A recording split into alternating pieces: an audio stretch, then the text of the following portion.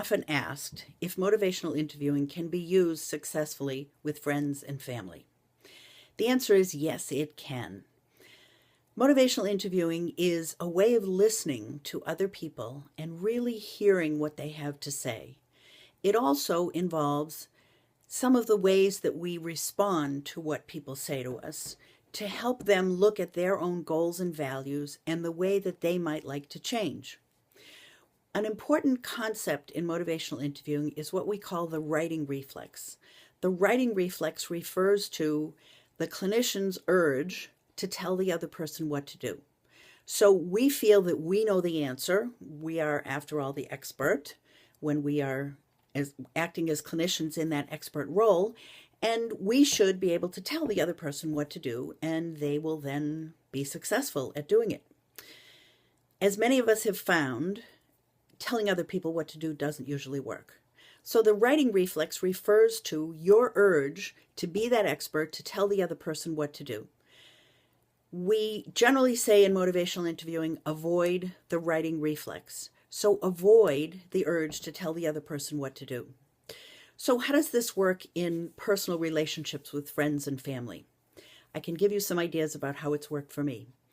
I have an elderly mother and aunt who live together, and they are both sliding into dementia. They're both pretty with it mentally, but there's certainly some dementia going on. And I regularly hear all sorts of complaints and problems and disagreements they're having with each other, and I regularly fall into the trap of wanting to tell them what to do. Not only wanting to tell them what to do, but trying to tell them. One of my brothers says to me regularly, "Why don't you use your motivational interviewing? Why are you trying to tell them what to do?" And on one side, I feel pretty excited by this because he's been listening to me and he knows what motivational interviewing is. But on the other hand, he's absolutely right. I am trying hard to tell them what to do because, after all, I know the answer to these problems. So yes, it's easy to fall into the writing reflex with both friends and family and with your patients or your clients. But in any case, with either group of people, it's important to avoid that writing reflex.